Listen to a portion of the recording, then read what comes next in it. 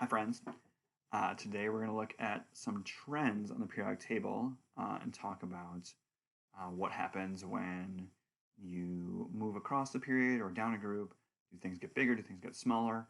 You can use lots of trends to predict things like size and also different energies and things we're going to learn about today on the periodic table. And the ultimate goal is that you will, I can give you a handful of elements, and you can say, oh, this one's the biggest, this one is the most likely to do this, that kind of stuff. So as you can imagine, the periodic table is full of patterns and different trends, and I picked out three that we're going to look at today, and it's going to consist of going through this PowerPoint and then showing you a few examples on notability.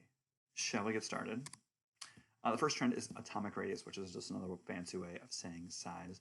Feel free to pause this whenever you want to write things down. And atomic radius is just really how big the atom is. They measure it in a special kind of way. They take two atoms, they put them together, they figure out the distance between those two nuclei, and then they cut that in half and call it atomic radius. It's kind of hard to measure an atom when it's by itself, so it's a lot easier to measure them when they're together with the same kind of element. So anyway, that's the technical definition, is half the distance between the two of the same atoms that are bonded together. They call this atomic radius.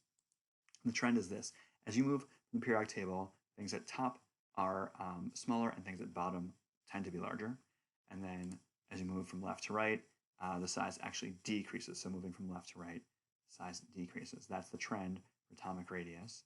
And it allows you to do things like compare sizes. So if I gave you, like, let's say, two atoms on here, and I said which one was bigger, which one was smaller, now that you know this, you can kind of predict that. So let's just say we're in the first group, the first column on the periodic table, and I say, okay, which one's bigger, lithium or potassium? And you say, oh, well, lithium and potassium, they're both in the first group, and lithium is higher on the periodic table, higher, and then potassium is lower, so we're going to assume that potassium is bigger, and you're right, potassium is larger than lithium, so that is how you figure out and how you use trends.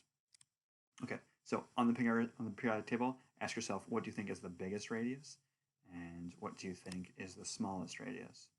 And just think with those for a second. Pause it if you have to. Really reflect. And then on the periodic table, we're going to go with francium being the biggest, which is the most lowest and most left element. Technically, franciums are extremely radioactive and it doesn't stick around for very long. So a lot of people will say cesium, but we're going to go with francium as the biggest. And then, of course, smallest would be most up and most toward the right. And so that is helium. And that is a trend in the periodic table. Let's jump to the others. Oh, here's a lovely picture of periodic table trends. This one is only the representative or main group elements. You can see it cuts out all the transition metals in the middle. And you can see, just looking at it, that helium is, of course, much, much smaller right here. And cesium, and in our case, we're going with francium, is the biggest. So you can see the trend actually sticks pretty well as you move from left to right across the periodic table. Things get smaller, and moves from top to bottom, things get much, much bigger.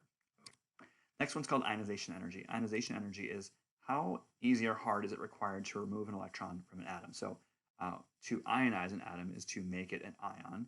And we know that protons would never change. It's always the same, right, in the nucleus. So we're talking about taking an electron away. How much energy is required to do that? Because you got to put some energy in to remove an electron. And the trend is this: top to bottom, it is decreasing. That's because the atoms get bigger and fatter, so it's easier to take away an electron, so the ionization energy goes down. And from left to right, the trend increases, so ionization energy is higher from left to right because the atom is smaller, protons are closer to electrons, and so taking an electron away is like really, really difficult, so it requires a lot of energy. So that is the trend on the periodic table. And in this case, the biggest ionization energy, the largest ionization energy, remember that's backwards, that means it's the hardest to take away an electron. That would be helium on the upper right-hand corner. And the lowest or smallest ionization energy, the one that's easiest to take away an electron, that would be, we're going to go with francium again. So easy to take away an electron because it's a big fat element. It doesn't really care. That electron is way far away from the nucleus, and so easy to take away. So again, I can put the periodic table up and I can ask you a few in a row, and you can order them in highest to lowest, that kind of stuff. That's a goal that we'll do at the end of this on notability. Oh, that's a lovely picture. This is ionization energy. It's a periodic table at a 45-degree angle. Here would be helium, kind of rotated it, and here would be francium. And you can see francium is very, very low, helium is very, very high. There's some aberrations. It's not as beautiful as the first one I showed you, but that is the ionization energy for the atoms.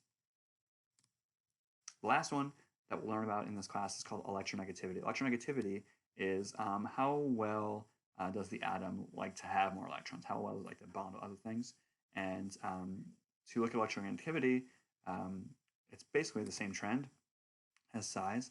Top to bottom, electronegativity will decrease, and left to right, electronegativity will increase. However, the most important thing is that this one, this trend does not include the noble gases. So electronegativity, how much of an electron hog it is, the noble gases, they don't make compounds. And so this is why electronegativity for the noble gases is essentially 0. So if I ask you the largest this time, you would say the largest is the most up and the right, but does not include noble gases. That would be francium, that'd be fluorine. And then lowest, again, or smallest electronegativity would be francium, most lowest and to the left. Okay, we're going to jump in with some of examples on notability right now. Okay, so when we're talking about trends on the periodic table, now you know 3 of them. You know the atomic size, ionization energy, and electronegativity, and you can kind of predict things. And so here's how you do that. If I gave you 3 elements, let's say they were, we'll keep it simple, magnesium, and also I want to know about chlorine, and I want to know about, let's say, silicon. And I want to say, okay, why don't you rank those according to size? Like, which one do you think would be the biggest? So the way that you do that is you look at the periodic table, obviously, and we can find them. Here's magnesium, there's chlorine, there's silicon. That's terrible. Let's do better, people. Even worse. Okay, and so you see that all 3 are in the same row, and the trend for size is that size increases this way, and size also increases that way. So those are the 2 ways that size increases. And you can see if I want to rank them from, I think I said rank them from largest to smallest, where 1 would be the largest and 3 would be the smallest. Well, then you'd have magnesium is the most left, so it would be the largest. And then silicon is next in the row, so it would be the second largest. And then the smallest one would be chlorine because it's most to the left. And so all I've done is I've used that size trend to rank these accordingly. And that's really all that you're doing with them. That means you have to memorize the trends and then use them to rank things if I would give you a list, kind of like that. So let's see, we can try one more. How about, first let's get rid of some stuff. Bye, and try one like, let's say, rank according to like electronegativity. We'll call it EN, electronegativity, and I would like you to rank the following from largest to smallest, where 1 is largest and 3 is smallest. And I'm going to give you 3 elements here, and again, you're going to rank them electronegativity. So let's say they are these 3. We'll go with tellurium, sulfur, oxygen. And in case you're looking for them, they're right here, tellurium, sulfur, and oxygen. And I put them all in the same row. And so I'd like to rank them from largest to smallest.